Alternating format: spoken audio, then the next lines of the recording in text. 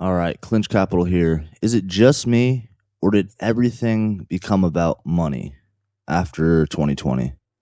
2020 was a really weird time. I mean, the lockdown for everyone, it was rough for everyone.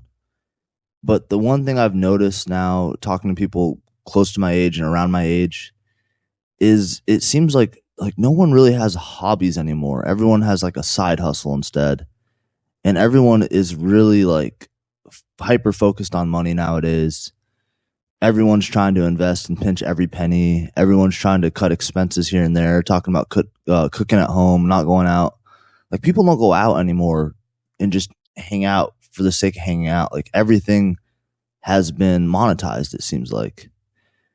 And I got 7 reasons I'm going to go over today, but the first one I want to go over is 2020 was a time for a lot of us around my age where we really started transitioning into adulthood and like paying our own bills, having our own expenses to take care of, just kind of having the whole monetary and financial burden of like being an adult. And that's like the first thing I think is like why everything feels so hyper fixed on money nowadays. Like before 2020, a lot of us were like kids, maybe in high school, maybe in college, and maybe had some help from the parents. But after 2020, it was a weird transition. And I think the next reason that I'm going to talk about is high inflation and the cost of living. Persistent inflation over 6%, the higher cost of living, and the wages just didn't keep up. Like I know people that work 40 hours a week and they can barely get by, and they're not living in lavishly. They don't have a new car, they don't have a really fancy house. I do think some people get caught up trying to live in a house that's a little bit beyond their means sometimes, but with all the inflation, people are technically making less than the previous years. Like 6% is kind of big when you think about it in the grand scheme of things for all your expenses to go up, because I don't hear about anyone out here getting a 6% raise. So that's like the second reason why I think everything became about money after 2020. Another thing, this is an interesting theory in economics, is the K-shaped economy. This is something you might have heard of. It's pretty much the idea that the recovery of the economy has been uneven, and it's creating a K-shaped economy where the financial markets hit record highs, and this benefits the wealthy, while the lower income everyday people, they face severe financial strain. So essentially, the rich are getting richer while the stock prices go up, and the people that own assets are getting richer, the homeowners, landlords, etc. While the everyday people that work for an income, they're seeing the expenses, everything go up, but they're not seeing their income go up. And I actually did a video on this. It was a video on the Kantian effect, and I'll link that at the end of this video. But this whole theory of the K-shaped economy, where the people that currently own assets are actually seeing more wealth, and the majority of people who are just living paycheck to paycheck and relying on income, the everyday consumers, they're seeing the cost of everything go up, but their income has not correlated to that cost yet. So everyone's hyper focused on money. I notice a lot of guys around my age where it's like, I have a job, I got a second part-time job. I mean, there was a year for me where I had a job, I was in sales, and I was doing easily, I would say on average 50 hours a week. There was some weeks where I did 60 hours a week at this one sales job, and then 3 or 4 nights a week I had another part-time job. And this was like, I did this for over a year. I still work the part-time job. It's a part-time job as like I'm the head Muay Thai coach at a gym over here. And that's cool. It's like it's a side hustle, but it's something that I actually enjoy doing, so it's not terrible. But I mean, I put hours in over there. I'm doing maybe probably 12 to 15 hours a week over there still.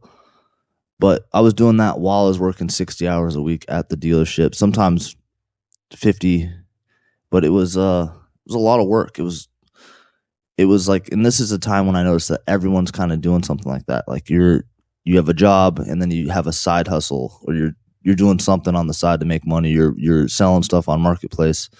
It seems like everyone nowadays, instead of having a hobby, they have this second thing they do. I know kids that do they trade cards now. Like this has become a big thing where you're trading like sports memorabilia cards or even Pokemon cards have had a huge resurgence where people are trying to pinch pennies by pretty much trading up with Pokemon cards, which is kind of crazy when you think about it. But the next thing is depleted savings and debt. Now, during the time of 2020, everyone knows there's this big stimulus, and this was to help everyone. But now the stimulus is gone. Everyone's savings are depleted. For most people, it seems like their savings are depleted. A lot of people I know are relying on like credit cards for everyday expenses, and they're just banking that their next paycheck is going to be enough to cover their credit cards. This is a risky way to live. When you're using credit cards as like essential margin for your everyday expenses and you don't have an emergency fund, you don't have any savings, this creates like a stressful environment. And I think that's another reason why people are so hyper focused on money nowadays. It seems like after 2020, this became a lot more rampant. I mean, I feel like before that, a lot of people had hobbies. They would hang out. You would go places. It wasn't a big deal to go out and get drinks. Now it's like you go to some of these restaurants or bars, and it's like one drink could be $10, which is insane. So I think the depleted savings, the debt, and the inflation is really just taking a burden on most people, and it's crazy to see because like people going out, I can't imagine being like a high schooler now and like trying to go out with a girl or whatever. Like movies, an arcade, in a meal, you're spending $100, $150 probably. Like that's, I don't know. That seems like a lot of money for a high school kid, but in the income has not really gone up to relate to that. Like you could work 40 hours a week, making $20 an hour, and you're really not ending up with much left at the end of that. Like it's kind of crazy. But I think this is another reason why people have become so money obsessed, especially after 2020. Now, the next reason is the reduced quality of life and stress. So, reduced quality of life and stress, I mean, it's essentially the inflation has hit, and the rising costs have turned essential stuff like housing and healthcare into stressors. Like, I know a lot of people just don't have healthcare anymore. A lot of jobs are not offering it because it's gotten so expensive. I was actually reading something. It was talking about from 2020 or from 2000 to 2020, the cost of healthcare has gone up 300%. So it's 3 times what it used to cost. And that is like way beyond inflation. I don't know the CPI number for inflation. I feel like it doesn't seem legit, you know? But these expenses going up has caused many to view life goals like vacations as like unattainable luxuries. And it's more about just kind of surviving at this point. And that reduced quality of life and stress has just made people hyper focused on money. Everyone's got a job and like a part-time gig or some sort of thing they can do to optimize their wealth, some sort of side hustle. So reason number 6 is the normalization of high costs. Like right now, the big trend is gas prices. I fill up my tank like once a week. Usually I have to use premium gas in my car. I have a beater. It's got almost 200,000 miles, but I treat it good and I keep driving it. I actually just put a lot of money into it for some repairs I was needed, but I think I can get another 50,000 miles of it if I take care of it. But the price of gas, I would spend $60 a week at the tank, and that was enough to get me everywhere I needed to go for the week. I have to drive into town for my job. It's like about a 30-minute drive, so I do drive a lot. But $60 a week was what I was spending. Now to fill up my tank, the other day I filled it up, it was $75. That's like a crazy jump in my expenses every week, another $15. Like it doesn't sound like much, but it just kind of adds up, especially for people that are already cutting it close on expenses. And that's just one expense. Like the price of gas going up is going to make food cost more. Essentially everything's going to cost more, energy. And this is like a new reality that's led to a lot of financial stress. I think like 50% of adults are seeing this kind of burden now. And the last reason, number 7, is just reduced purchasing power. So since 2020, the cost of everything has risen so much more than the median income.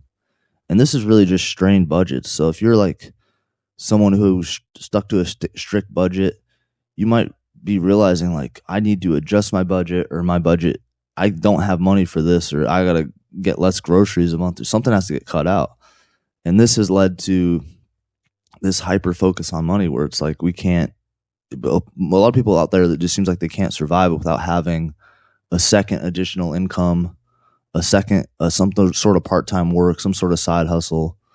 It seems like everyone's kind of pinching pennies. And another thing is like there's not many places just to hang out as a younger person where you're not spending copious amounts of money. Like there's this concept now of like the third space, and it's like you have your home, which would be your first space, your work or your place of employment, that would be your second space. And then you have a third space out of your home.